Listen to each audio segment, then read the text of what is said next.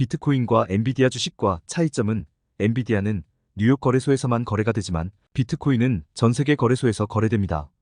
2017년 말 빗썸이 위탁받은 비트코인은 49,559BTC입니다. 전체 발행 물량의 0.3% 수준입니다. 유동 시가총액으로 보면 9,254억입니다. 시가총액 1조짜리에 전 국민이 달러붙으면서 비트코인은 폭등하게 됩니다. 주식에 비해서 비트코인은 작전 세력들이 폭등시키기 아주 쉬웠습니다. 이 부분이 비트코인의 치명적인 약점입니다. 비트코인의 현물 ETF가 설정이 되었다는 것은 전 세계 연기금이 매수할 수 있는 근거가 되었다고 볼 수 있습니다. 연기금이 포트폴리오를 구성할 때 고려할 사항으로 시장 위험, 신용 위험, 유동성 위험, 운영 위험이 있습니다. 시장 위험은 가격 변동 위험이며 신용 위험은 파산 위험입니다. 2013년 한맥투자증권은 직원의 클릭 실수로 462억 손실을 보며 파산합니다. 이런 위험이 운영 위험입니다. 이 부분은 영화 돈에서도 패러디 장면이 나옵니다. 유동성 위험은 팔고 싶어도 팔 수 없는 위험이죠. 소위 가치주들의 특징은 최대 주주 지분이 50%를 초과합니다. 이런 주식의 특징은 거래량이 없다는 것이죠. 거래량이 없는 주식을 대량으로 보유하게 되면 팔 때 문제됩니다. 가치주들이 저평가를 받는 이유는 유동성 위험 때문입니다. 액면 분할이나 무상증자를 하면 주가가 급등하는 이유입니다. 유통 주식수를 늘리면서 거래량 증가를 기대하기 때문입니다. 무상증자의 경우 거래량이 부족한 기업에게는 실질적으로 호재입니다. 액면 분할은 주가가 높은 경우 호재입니다. 삼성전자가 50분의 1 액면 분할을 하면서 300만원 주가는 6만원이 되었죠. 비트코인을 연기금이 포트폴리오에 포함할 때 문제점이 바로 유동성 위험입니다. 제프 베조스는 아마존 주식 50억 달러를 매각하기로 발표합니다. 하지만 아마존 주가에는 별 영향이 없습니다. 아마존 주식은 뉴욕 거래소에서만 거래가 되기 때문입니다. 아마존닷컴은 하루 거래량이 4천만 주는 됩니다. 거래 대금은 80억 달러입니다. 제프 베조스가 분할로 매도하면 50억 달러를 매도해도 주가에는 큰 영향은 없습니다.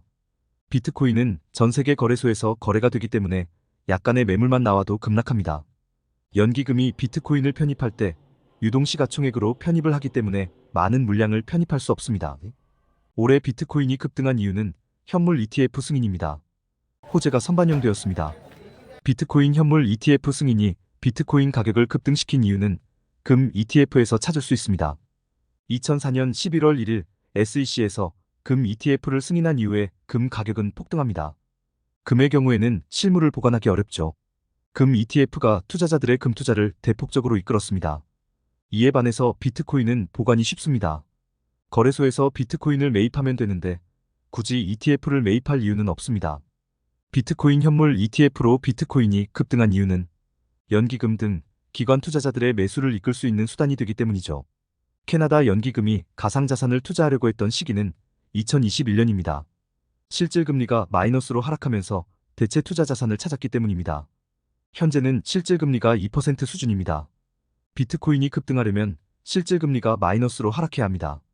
비트코인이 20만 불로 가기 위해서는 실질금리가 마이너스로 진입해야 합니다.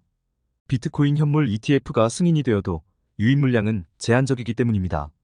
이 부분 때문에 비트코인 반감기 부근에서 팬데믹 위기 같은 상황이 발생할 것이라고 보는 이유입니다. 2020년 팬데믹만 아니었어도 비트코인은 급등하지 않았을 것입니다. 비트코인은 디지털 금입니다. 실물 자산과 같습니다.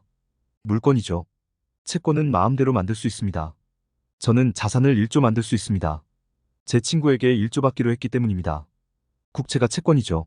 채권이기 때문에 정부는 마음대로 발행할 수 있습니다. 다만 국회 또는 의회의 승인을 받아야 채권을 발행할 수 있습니다.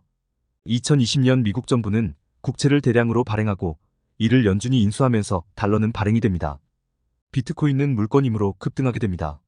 비트코인은 발행량을 함부로 늘릴 수 없습니다. 정부가 채권을 늘리면 실물 자산 가격은 상승합니다. 이것이 인플레이션이 지속적으로 발생하는 원리입니다. 근본위 제도에서는 지속적인 인플레이션 개념이 없습니다. 오히려 디플레이션이 발생하죠.